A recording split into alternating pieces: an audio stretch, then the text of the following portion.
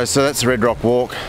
6k return, to about 2.5 hours, but we were stopping and taking plenty of photos, popping the drone up and all that sort of stuff as well. But well worth it. Link will be below in the description. Go and check it out. It's a must do when you get to Agnes Water. Cheers guys, see you at the next trail or place we go to. Bye.